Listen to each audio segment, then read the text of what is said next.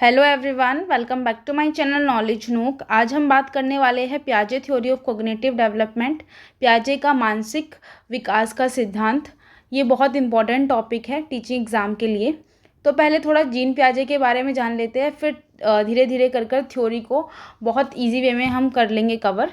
सो देखिए, जीन पियाजे की बात करें तो एक स्विस साइकोलॉजिस्ट है जिनका मानना है कि बच्चे की जो थिंकिंग होती है ना, जो बच्चा सोचता है, ठीक है, उसका जो सोचने की प्रक्रिया है वो स्टेजेस में होती है। ठीक है, जो उसका मानसिक विकास है वो स्टेजेस में होकर गुजरता है। ठीक है, जैसे जैसे बच्चा बड़ा होता है उसकी जो स्टेजेस है वो चेंज होती रहती है, और उनके अकॉर्डिंग जो बच्चे का डेवलप मानसिक विकास है थ्रू आउट द लाइफ, वो कुछ स्टेजेस में बटा हुआ है। और वो जो स्टेजेस है उन्होंने बच्चे की उम्र के अकॉर्डिंग डिवाइड की हुई है। सो वो हम आगे वीडियो में डिस्कस करेंगे। He outline 4 stages of cognitive development. तो कितनी स्टेजेस दिए इन्होंने? 4 स्टेजेस के बारे में बताया है। वो हम देखिए, और वो स्टेजेस जो इनकी पूरी थ्योरी है वो एक क्वेश्चन पर उन्होंने स्टार्ट की है कि बताइए, क्या आपको लगता है कि बच्चे और बड़े दोनों के सोचने का तरीका, बच्चों और बड़ों के सोचने का तरीका अलग है या फिर एक जैसा है? दोनों का सोचने का तरीका जो है वो उसकी जो दिमाग है, मेंटल लेवल है, वो दोनों में क्या डिफरेंस है, क्या दोनों का अलग अलग है या फिर सेम है? यही इसी आइडिया के ऊपर कि बच्चे कैसे सोचते हैं और कैसे सीखते हैं, इसी के ऊपर उन्होंने कुछ जो है स्टेजेस दी है और एक्सप्लेन किया है कि बच्चे किस तरीके से सोचते हैं, उनका जो डेवलपमेंट होता है दिमाग का या फिर मस्तिष्क का वो किस प्रकार होता है। सो स्टार्ट करते हैं स्टेजेस के बारे में।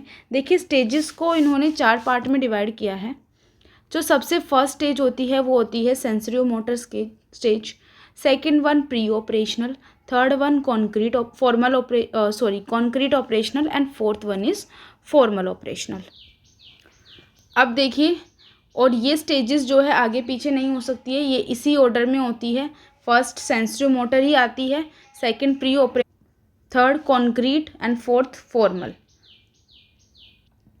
These stages are not just about getting older. और ये स्टेजेस सिर्फ आपको ये नहीं बताए, ये सिर्फ आपके ओल्ड और ये जो स्टेज है वो सिर्फ आपके ये बताने पर इस पर रिलेटेड नहीं है कि बच्चा कैसे ओल्डर होता रहता है तो उसकी स्टेज चेंज हो गई। मीन्स सिर्फ स्टेज जो है वो एज के बेस पे डिवाइड नहीं है। ये मेनली जो मेन आइडिया है एज को डिवाइड करने का, वो कि कैसे हमारा ब्रेन डेवलप होता है और कैसे हमारा ब्रेन विथ टाइम और विद हमारी एज के कैसे हर इन्फॉर्मेशन को अलग तरीके से सोचता है या सीखता है। तो ये उन्होंने बताया है अपनी थ्योरी में मेनली। तो देखिए, अगर हम खुद से भी कनेक्ट करते हैं कि हमारा जो डेवलपमेंट है वो जब हम छोटे होते हैं तो हमें किसी भी कंसेप्ट के बारे में सोचना या फिर उससे रिलेटेड अपने उसके बारे में थिंकिंग डेवलप करना वो एक अलग तरीका होता है। लेकिन जैसे जैसे हम बड़े होते जाते हैं हमारा नज़रिया बदलता जाता है, और जब हम देखते हैं कि हम पहले इस चीज़ के बारे में इस तरीके से सोचते थे लेकिन अभी तो हम बहुत मैच्योर तरीके से वो सोच पा रहे हैं। ये किस वजह से होता है? यही डेवलपमेंट है, कोग्निटिव डेवलपमेंट, जो हमारा मस्तिष्क जो है वो डेवलप करता है। और जिस मैच्योरिटी के साथ और जिस इंफॉर्मेशन नॉलेज के साथ हमारा ब्रेन डेवलप होता है विद पासेज ऑफ टाइम, और हम कह सकते हैं हमारी उम्र के साथ साथ हमारे अनुभवों के साथ साथ हमारे विचार में जो परिवर्तन होता है, जिससे हमारे सोचने के तरीके में भी परिवर्तन होता है, वही होता है हमारा मानसिक विकास या फिर हम बोल सकते हैं मेंटल डेवलपमेंट। अभी देखिए, आप ये बच्चे को देख रहे हैं। ये बच्चा जो है अभी इस पिक्चर में दिखाई दे रहा है कि इसको सिर्फ, अगर स्टार्टिंग में आपने देखा होगा कि बच्चों को घर में सबने एक्सपीरियंस किया होगा, ठीक है, मोस्टली कि घर में नहीं तो बाहर तो एक्सपीरियंस किया होगा कि बच्चों के सामने जब बच्चा बहुत छोटा होता है, एकदम इनिशियल स्टेज में 0 से जब बर्थ होता है और उस बर्थ के कुछ ईयर्स तक, मतलब 1 और 2 ईयर तक, तो वो उसको अगर आप कोई भी चीज़ दोगे, ठीक है, तो जब तक वो उसके सामने है वो उसके बारे में तब तक पता है उसको रहता है। जैसे ही आप उस चीज़ को हटा लोगे, वो जो बच्चे के माइंड में जो उसकी एग्जिस्टेंस थी वो ख़त्म हो जाती है। मतलब वो उसी चीज़ों को पहचानता है, कहने का मतलब जो उसके सामने होती है। अगर वो डेली किसी भी पर्सन को देखता है, क्यों बच्चे का अटैचमेंट अपनी मदर से ज़्यादा हो जाता है as compare to other family member, क्योंकि बच्चे के सामने वो पूरी इमेज उसके सामने रहती है, वो पूरा इंडिविजुअल उसके सामने हमेशा रहता है। तो वो उस चीज़ को एग्जिस्टेंस एक डेवलप हो जाती है बच्चे के माइंड में। लेकिन जैसे ही कोई न्यू पर्सन आता है वो उस पर्सन को अलग तरीके से या अलग वे में उसके साथ बिहेव करता है, और वो इतना फैमिलियर भी नहीं हो पाता वो उसी वजह से। तो ये जो स्टेज होती है ना, सेंसिटिव मोटर स्टेज, जो कि 0 से 2 साल तक होती है, बहुत इंपॉर्टेंट क्वेश्चन है ये, बहुत इंपॉर्टेंट पोर्शन है ये, कि जो स्टेज होती है उसका एज पीरियड भी एग्ज़ाम में पूछते हैं। जैसे सेंसिटिव मोटर स्टेज जो होती है वो 0 से 2 साल तक होती है, ठीक है। इसमें इसकी कुछ करेक्टरिस्टिक्स होती है, इस पर भी क्वेश्चन पूछे जाते हैं। एक बहुत फेमस क्वेश्चन है कि लर्निंग थ्रू सेंसेस कौन से स्टेज में होती है as per पियाजे cognitive development theory. तो वो होता है सेंसिटिव मोटर स्टेज, जो 0 से 2 साल तक होती है। इस स्टेज में देखिए अब क्या करता है बच्चा, जो है ना सेंसेस के थ्रू, अपनी इंद्रियों के थ्रू सीखता है, ठीक है। जो भी आप उसको जैसे कि टच करके, साइट देखकर, साउंड से, टेस्ट से और मोमेंट से, ठीक है। अगर इन चीज़ों के अलावा जो है उसके सामने कोई भी चीज़ अगर उसकी नज़रों से चली गई, मतलब उसका एग्जिस्टेंस नहीं है। वो जब उस चीज़ को टच करता है, फील करता है, तभी उसको पता चलता है हाँ ये चीज़ है, ठीक है। टेस्ट कर या साउंड या मोमेंट से। आपने देखा होगा बच्चा जो है एकदम से आप उसके सामने, जैसे बहुत सारे टॉयज़ बच्चों को दिए जाते हैं जिसमें वो आवाज़ें होती है और उसको बजा बजा कर दिखाया जाता है। तो वो इसी वजह से, क्योंकि यहाँ पर वो चीज़ें तभी सीखता है जो उसके सेंसेस जो है जिसको सीखने में मदद करते हैं, ठीक है। ऑब्जेक्ट परमानेंस आती है, ये भी बहुत इंपॉर्टेंट है, ठीक है। इस स्टेज में बच्चा उसी चीज़ को उसके लिए वही चीज़ होती है एग्जिस्ट जो उसके सामने है। अगर उसके सामने से वो चीज़ हटा ले तो उसको कोई मतलब नहीं है और वो भूल भी जाता है कि वो ऐसी कोई चीज़ थी, ठीक है। आगे देखिए ट्रायल एंड एरर लर्निंग। इसमें बेबी जो होता है ना, कुछ भी चीज़ें वो मतलब उससे सीखता है, ट्रायल एंड एरर से। कोई उसके लिए एक लॉजिकल थिंकिंग नहीं डेवलप हुई होती है। जैसे कि आप उसके सामने एग्जाम्पल के थ्रू बच्चे के सामने कोई भी टॉय बजाते हैं, ठीक है। अगर बच्चे ने देखा कि हाँ एकदम से वो बजा टॉय, ठीक है, उसको आप उसके हाथ में दे देते हो, लेकिन उसको नहीं पता है कि ये टॉय बजता है, हाँ। और जब वो उसको गलती से 1-2 बार उसके हैंड से शेक हो जाता है तो उसको समझ में आने लगता है हाँ कि इसको ऐसे शेक करने से इसमें से साउंड एक प्रोड्यूस होती है। तो वो अगली बार भी वो ही करता है, फिर 2-3 बार उस चीज़ को रिपीट करता है। तो यहाँ पर उसने किसी एक लॉजिकल वे में उस चीज़ को सीखा नहीं है, उसने जो ट्रायल और एरर से उसकी जो लर्निंग हुई है वहीं से उसको समझ में आया है कि ये करने से ऐसा हो रहा है। तो ट्रायल एंड एरर लर्निंग होती है। इकोसेंट्रिज्म होता है, उसको अपनी एग्जिस्टेंस पता होती है, अपने आसपास जो उसके लोग हैं उनके बारे में पता होता है, जो उससे कनेक्टेड होते हैं, लाइक मदर के साथ वो हमेशा होता है। तो मदर्स के इकोसेंट्रिज्म, उसके आसपास जो है उसी को के बारे में उसकी एग्जिस्टेंस होती है या व्यूज़ होते हैं, पर्सपेक्टिव। उसका खुद का कोई अपना ऐसा नहीं होता है कि एक एनवायरनमेंट है वो उसके बारे में नॉलेज रखता है, नहीं। जो उसको डेली जिसके साथ इंटरेक्ट कर पाएगा बहुत क्लोजली, वहीं तक उसका सोसाइटी होती है, वही उसका सोशल एनवायरनमेंट होता है। हिंदी में ये कि इंद्रियों और क्रियाओं के माध्यम से सीखते हैं, जैसे कि बताया कि सेंसेस के थ्रू। वस्तु स्थायित्व आ जाता है, ऑब्जेक्ट परमानेंस, प्रयास और गलती से सीखते हैं, ट्रायल एंड एरर, और स्वकेंद्रिता होती है, इकोसेंट्रिज्म। आगे बात करते हैं, देखिए नेक्स्ट स्टेज से रिलेटेड एक पिक्चर आपके सामने है। अब इस पिक्चर को देखकर क्या समझ में आ रहा है, ये बहुत सारे लोगों के साथ हुआ होगा। आई होप 99% लोगों ने एक्सपीरियंस किया होगा। जब हम छोटे थे तो क्या था कि हमने भी ये एक्सपीरियंस किया है कि जैसे मून या सन होता है, वो हम जैसे चलते हैं, अगर मून और सन को उस टाइम चलते वक्त देखते हैं तो ऐसा लगता है कि मून और सन भी हमारे साथ उसी डायरेक्शन में चल रहे हैं। तो यहाँ पर क्या होता है, हम लोगों का जो वो होता है, थिंकिंग होती है या फिर माइंड जो डेवलप होता है, वो सिर्फ उतना ही होता है कि हर चीज़ को हम अपने नज़रिए से देखते हैं। कि जैसे कि मून चल रहा है, तो यहाँ पर ये कि मून इसलिए चल रहा है क्योंकि हमारे साथ साथ चल रहा है, हमारे पीछे। ठीक है, तो यही स्टेज है हमारी second stage, pre operational stage, जिसको हम प्रचालक पूर्व अवस्था भी बोलते हैं। और ये 2 से 7 साल तक जो है वो बच्चों में देखने को मिलती है। इसकी कुछ करेक्टरिस्टिक्स हैं। पहले की अगर बात करें तो सिंबॉलिक थिंकिंग होती है। यहाँ पर बच्चे जो है सिंबल्स के थ्रू अपने आइडियाज़ को प्रेजेंट करते हैं। अब धीरे धीरे बोलना शुरू कर देते हैं। उनको समझ आता है कि पहले सेंसरी मोटर में बच्चों को बोल समझ में आ रही थी, बोल दिखा रहे थे तो बोल उसको ये पता था कि ये कुछ तो है जिससे उसको अच्छा लग रहा है खेलने में, लेकिन उसके बारे में पता नहीं था कि इसको क्या बोलते हैं। लेकिन इस स्टेज में आके अब बच्चे को समझ आता है कि ये BALL बॉल होती है। वर्ड्स और इमेजेस सिंबल का वो यूज़ करना जान जाता है। ठीक है, ईगोसेंट्रिज्म अभी भी होती है। वो अपने पर्सपेक्टिव को ही अपने आप के अकॉर्डिंग वर्ल्ड को देखता है। जैसे मैंने बताया, उसको कुछ नहीं पता है कि साइंटिफिक रीज़न क्या है इस मून का चलने का। उसको ऐसा लगता है कि मैं चल रहा हूँ तो ये मून भी चल रहा है। एनिमिज्म, हर चीज़ को मतलब नॉन लिविंग थिंग को भी लिविंग थिंग मान लेना। उसके अंदर एक फेक रियलिटी होती है ऑब्जेक्ट को लेकर, कि उसको ऐसा लगता है कि जैसे आप लोगों ने भी एक्सपीरियंस किया होगा, आई हैव एक्सपीरियंस, कि जब हम लेटे होते हैं एक खुले आसमान के नीचे तो ऐसा लगता है कि बहुत सारी इमेजेस जो है डिफरेंट डिफरेंट किसी बर्ड की, किसी एनिमल की हमें दिखाई देती है क्लाउड्स के फॉर्म में ऊपर स्काई में। ठीक है, तो हम क्या करते हैं, हर चीज़ को, अब देखो वो नॉन लिविंग थिंग है लेकिन हम उसको भी लिविंग थिंग के अकॉर्डिंग सोचने लग जाते हैं। सन में अपना मुंह हमें फेस दिखाई देता है, like it is smiling, it has eyes, mouth, nose. ठीक है, ये सारी चीज़ें ये इस स्टेज में होती हैं। सेंट्रेशन क्या होता है कि एक ही मतलब एक एकांकी सोच।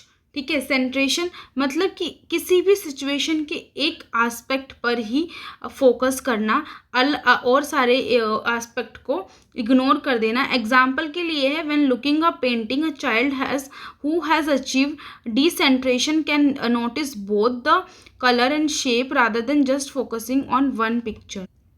सपोज करो एक बच्चा है, उसको आप डाइस का एग्जाम्पल बहुत जो है अच्छा है इसको समझने के लिए। अब एक बच्चा है, बच्चे को आप डाइस रखी है। ठीक है, बच्चे को क्या अगर पूछोगे कि इस डाइस के कितने शेप और आपको क्या क्या नंबर दिख रहे हैं, तो जो उसको ऊपर और सामने, ऊपर की तरफ और सामने जो डॉट बनी दिखेगी, उसको सिर्फ वही समझ में आएगा। उसको ये नहीं पता है कि इसके नीचे भी है और पीछे भी है, जब तक वो देख नहीं लेगा उसको उसके बारे में नॉलेज नहीं होती।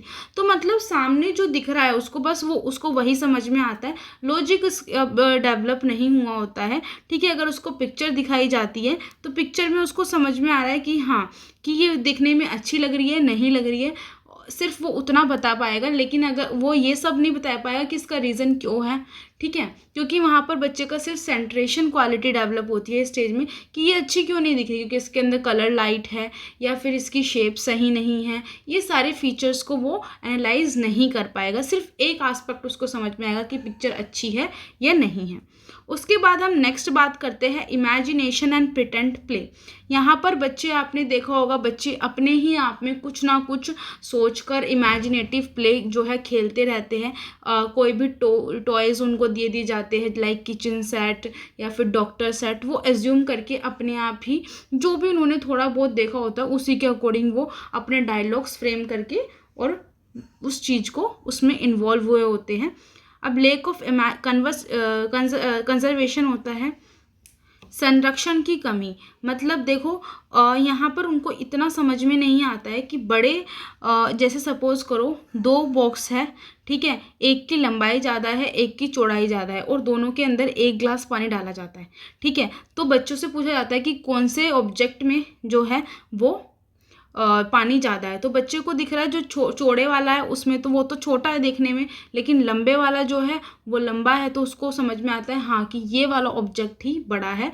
और हालांकि दोनों में सेम पानी है, वो सिर्फ एक एस्पेक्ट को देख रहा है कि हाइट, ठीक है, विड्थ भी नहीं देख पा रहा है, वो वॉल्यूम भी नहीं देख पा रहा है, तो सिर्फ उसको ये नहीं पता है कि दोनों में एक ही ग्लास पानी गया है, तो दोनों में सेम ग्लास पानी है। सिर्फ उसको इतना समझ में आ गया कि ये बड़ी है तो इसमें ज़्यादा होगा, ये कम, ये छोटी है हाइट में तो इसमें कम पानी। तो लेक ऑफ कंजर्वेशन या फिर हम बोले रक्षण की कमी होती है। ये है हिंदी में कि प्रतीकात्मक सोच होती है, स्वकेंद्रिता होती है, जीवात्मकवाद वो होती है, और एकांकी सोच, कल्पना और नाटक खेल होता है, इसमें संरक्षण की कमी होती है। आगे देखिए जो भी एग्जाम्पल दिया था, अब ये स्टेज में जिस पिछली स्टेज में इसकी कमी थी, अब वो इस स्टेज में उसको समझने लगता है कि सेप सिर्फ शेप या फिर साइज मैटर नहीं करती, किसी भी चीज़ को ज़्यादा या कम देखने में बहुत सारे और भी फैक्टर होते हैं। मतलब यहाँ पर वो कंजर्वेशन जो वो नहीं कर पा रहा था, संरक्षण पिछले स्टेज में, अब इस स्टेज में डेवलप हो जाता है, जो कि है कॉन्क्रीट ऑपरेशनल स्टेज। 7 से 11 वर्ष के बच्चे जो है इस स्टेज में आपको देखने को मिलेंगे। अब इसमें क्या क्या डेवलप होता है और क्या क्या नहीं होता है वो हम डिस्कस करेंगे। लॉजिकल थिंकिंग डेवलप हो जाती है, तार्किक सोच, ठोस घटनाओं के बारे में तार्किक रूप से सोचने की क्षमता और विकास। अब उसको समझ में आने लगता है कि सन क्यों चल रहा था पीछे पीछे, ठीक है, लॉजिकल, कपड़े जल्दी क्यों सूख जाते हैं धूप में, वो लॉजिकली उसको सिर्फ अपने माइंड में जो उसकी सोच थी, उसके अलावा वो जो उसके पीछे साइंटिफिक रीज़न है उनके बारे में अच्छे से सोचना शुरू कर देता है। कंजर्वेशन उसको समझ में आ गया है कि पानी डिफरेंट एस्पेक्ट जो भी बताया था स्टार्ट करने से पहले, कि सिर्फ शेप और साइज मैटर नहीं करती, बहुत सारे फैक्टर भी मैटर, हर तरीके से उसको देखता है वो। डिसेंट्रेशन, अब यहाँ पर भी जैसे सेंट्रेशन में था कि एक ही कुछ ही पार्ट को समझ पा रहा था जो उसको सामने दिख रहा था, डिसेंट्रेशन में ओवरऑल चीज़ों को समझना शुरू कर देता है, जो चीज़ें उसको दिख नहीं रही है उसको भी सोचता है, ठीक है। रिवर्सिबिलिटी, उसको रिवर्स करना चीज़ों को आ जाता है। एडिशन एंड सब्ट्रैक्शन, उसको पता है कि 3+0 अगर 3 होता है तो 0+3 भी 3 ही होगा। 0×3 जो है अगर 0 होगा तो 3×0 भी 3 होगा। अगर घर से स्कूल का रास्ता 4 किलोमीटर है तो स्कूल से घर का रास्ता भी 4 किलोमीटर ही होगा। तो ये रिवर्सिबिलिटी उसमें आ जाती है, ठीक है। आगे आ जाता है classification and seriation, can organise object into category and order them. अब वो चीज़ों को क्लासीफाई करना सीख जाता है, समझ जाता है, ग्रुपिंग करना सीख जाता है, एक तरीके से सीरीज़ में लगाना उसको समझ आने लगता है कि बड़ा, बड़े के बाद छोटा, फिर उससे बड़ा, इस तरीके से यहाँ पर असेंडिंग डिसेंडिंग कंसेप्ट इसी एज में पढ़ाया जाता है बच्चों को। और क्लासीफाइंग भी कि ये ऑड नंबर है, ये इवन नंबर है, या फिर कि living object, non living object, या फिर वाइल्ड एनिमल और डोमेस्टिक एनिमल, ये सब चीज़ें जो है क्लासिफिकेशन एंड सीरिएशन, वो सिलेबस जो है बच्चे का इसी के अकॉर्डिंग किया जाता है, जो है फ्रेम। आगे आ जाता है कॉन्क्रीट रीजनिंग। अभी देखिए यहाँ पर वो छोटी छोटी प्रॉब्लम को सॉल्व करने लग जाता है, लेकिन वही जो उसको दिखाई दे रही है, मतलब कि मूर्त या फिर ठोस तर्क, मूर्त अमूर्त नहीं, अमूर्त मतलब होता है जो दिख रही है उसको सामने, ठीक है, उन चीज़ों को वो सॉल्व कर लेता है, इतनी रीजनिंग उसके अंदर आ जाती है। लेकिन कहीं ना कहीं अभी भी दिक्कत आती है उसको अमूर्त समस्याओं को सुलझाने में। अब देखिए अगली स्टेज की बात करें हम, तो ये स्टेज जो है वो इससे एडवांस होती है। अब बच्चा जो है वो अपने अलावा, ठीक है। सिर्फ अभी तक देखिए उसमें अपना जो था वो ज़्यादा था, मतलब कि अपने आसपास चीज़ें, अपने बारे में वो सिर्फ वही काम करता था। बट अब वो सोचना शुरू कर देता है सोसाइटी के बारे में भी, जिस सोसाइटी में वो एग्जिस्ट करता है। सोशल वो ज़्यादा होने शुरू हो जाता है, उसको सही गलत की पहचान होनी शुरू हो जाती है, अपने राइट्स के बारे में वो जान जाता है। ठीक है, तो ये ऑपरेशनल है, फॉर्मल ऑपरेशनल स्टेज। ये 12 से और अबव इसमें बच्चे आते हैं, मतलब 12 साल से ये शुरू हो जाती है। और यहाँ पर बच्चा अपने आप को एक एक्टिव मेंबर जो है सोसाइटी का वो देखता है। और कौन कौन सी करेक्टरिस्टिक्स उसमें आ जाती है, देखिए एब्स्ट्रैक्ट थिंकिंग, जिसको बोल सकते हैं अमूर्त सोच। मतलब अब बच्चा एब्स्ट्रैक्ट कंसेप्ट जैसे कि जस्टिस, लव, मोरालिटी, ठीक है, जस्टिस न्याय, प्यार या फिर नैतिकता, इन सब चीज़ों के बारे में भी उसकी जो है सोच वो डेवलप हो जाती है। हाइपोथेटिकल रीजनिंग या हम बोले तो काल्पनिक तर्किक, ठीक है, बहुत सारी सिचुएशंस पर अलग अलग इमेजिनेशन, बहुत सिनेरियो में कि ऐसा है तो ऐसा क्यों है, ठीक है, सिर्फ पानी जो है वो नीचे क्यों आता है, ऊपर नहीं जाता, ठीक है, कपड़े जल्दी सूख जाते हैं, ठीक है, और मून क्यों चलता है, ठीक है, अर्थ जो है उसकी शेप कैसी है, ठीक है, कितना परसेंट वाटर है। मतलब बहुत सारी सिचुएशन वो ऐसे कि ऐसा है तो ऐसा क्यों है, मतलब उसके अंदर अब क्यूरियोसिटी और हाइपोथेटिकल रीजनिंग डेवलप हो जाती है। सिस्टमैटिक प्रॉब्लम सॉल्विंग, किसी भी प्रॉब्लम को वो ढंग से और स्टेप बाय स्टेप सॉल्व करता है। जैसे आपने देखा होगा जब बच्चे को प्रोजेक्ट दिया जाता है या वो किसी भी कॉम्पिटिशन में पार्टिसिपेट करता है तो एक ऑर्गेनाइजेशन वे में वो पार्टिसिपेट करता है, और जिस उसको पता है कि कैसे रूल्स है और किस तरीके से उसमें जीता जा सकता है, किस तरीके से उसको प्रॉपरली सक्सेसफुली किया जा सकता है। ठीक है, अब मेटाकॉग्निशन, यहाँ पर वो अपनी थिंकिंग के बारे में सोचता है कि अपने बारे में कि वो कौन है, अपनी पोटेंशियल उसको समझ में आने लगती है, अपनी कैपेबिलिटीज़, अपने इंटरेस्ट को वो जानने लगता है। तो आपने देखा होगा बच्चे यहीं पर अपने इंटरेस्ट के अकॉर्डिंग आपको देखने के लिए मिलेगी एक्टिविटी, कि जिस बच्चे का जिसमें इंटरेस्ट होगा वो उसी के टुवर्ड जो है आपको उसी में इन्वॉल्व होता हुआ दिखाई देगा। आगे बात करते हैं पर्सपेक्टिव टीचिंग की, जो दृष्टिकोण समझना, कि वो दूसरों के अपने पॉइंट ऑफ व्यू, अभी तक वो सेंट्रेशन था, सिर्फ अपने बारे में सोचता था, अपने तरीके से जो भी उसको माइंड में आता था उस तरीके से उस चीज़ को, चाहे वो रीजनिंग हाइपोथेटिकली या साइंटिफिकली वो करेक्ट है या नहीं, अगर उसको वो लग रहा है अपने ही डायलॉग फ्रेम करता था, और जैसा भी उसको अपने अकॉर्डिंग लगता था वैसे ही वो चीज़ें करता था बच्चा। लेकिन जब इस स्टेज में आता है तो उसको समझ में आने लगता है कि दूसरे के व्यूज़ को भी वो वैल्यू देता है, और वो समझने लगता है कि मेरी थिंकिंग में क्या क्या कमी थी, उसको चेंज करता है। यही रीज़न है कि जब हम छोटे होते हैं हम किसी चीज़ को किसी अलग तरीके से सोचते हैं, लेकिन बड़े होने के बाद हमारा जो नज़रिया होता है या सोचने का तरीका होता है या हमारे व्यूज़ होते हैं उसके अकॉर्डिंग चेंज हो जाते हैं। ठीक है, क्योंकि विद एक्सपीरियंस और with interacting with other people और with taking views of another people और पर्सपेक्टिव ऑफ अदर पीपल, हम समझने लगते हैं कि ये चीज़ें ऐसे नहीं ऐसे थी।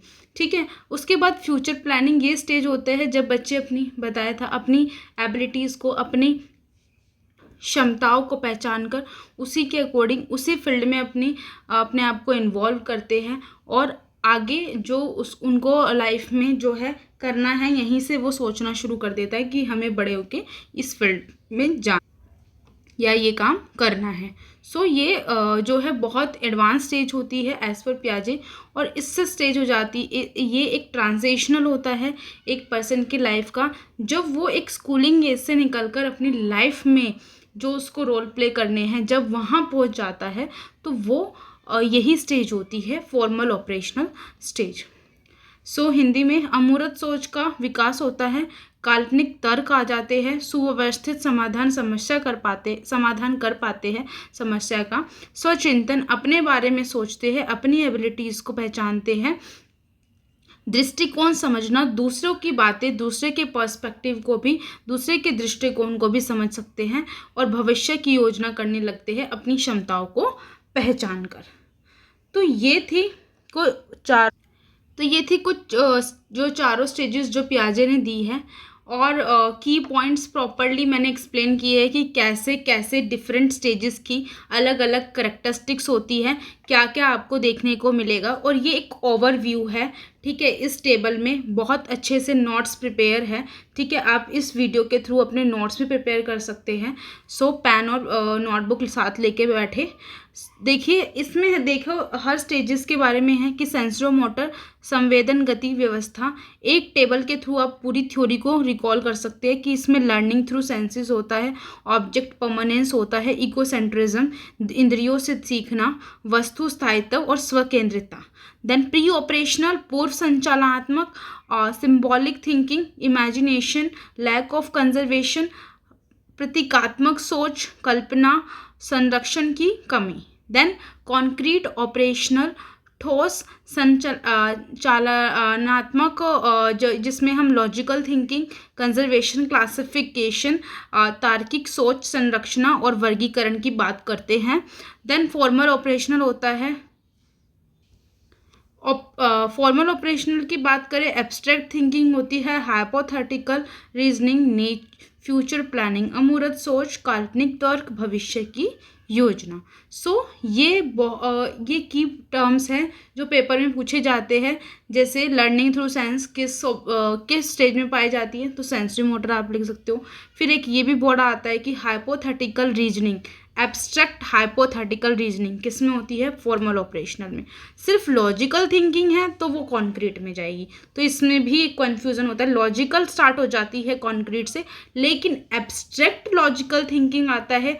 अगर आपके सामने खाली लॉजिकल है तो वो कॉन्क्रीट में जाएगा, बट जैसे ही लॉजिकल एब्स्ट्रैक्ट लॉजिकल आ जाता है तो वो फॉर्मल ऑपरेशनल में चला जाएगा। तो इस तरीके से क्वेश्चन बनते हैं इन की टर्म्स पर, इसलिए मैंने ये टेबल में एक अच्छे से इनको ऑर्गेनाइज कर दिया है। I hope it will be helpful for you, ठीक है। और अगर देखें वन लाइनर ये है कि sensory motor learning through senses होता है, प्री ऑपरेशनल सिंबल और इमेजिनेशन यहाँ आनी शुरू हो जाती है। कॉन्क्रीट में थोड़ा लॉजिकली समझते हैं, रियल इवेंट्स के बारे में सोचते हैं। फॉर्मल ऑपरेशनल अब बड़े बड़े और एब्स्ट्रैक्ट अमूर्त कंसेप्ट के बारे में भी जानना शुरू कर देते हैं। तो आई होप कि आपको क्लियर हो गया होगा, और कोई भी अगर आपको कन्फ्यूज़न है या डाउट है तो कमेंट बॉक्स में डालिए and I will reply there, and we will meet soon another video with other topic related to पियाजे थ्योरी ओनली, क्योंकि अभी ये थ्योरी से रिलेटेड एक दो और की कंसेप्ट हैं जो एग्जाम में पूछे जाते हैं, तो वो डिस्कस करेंगे। And till then bye bye and stay tune.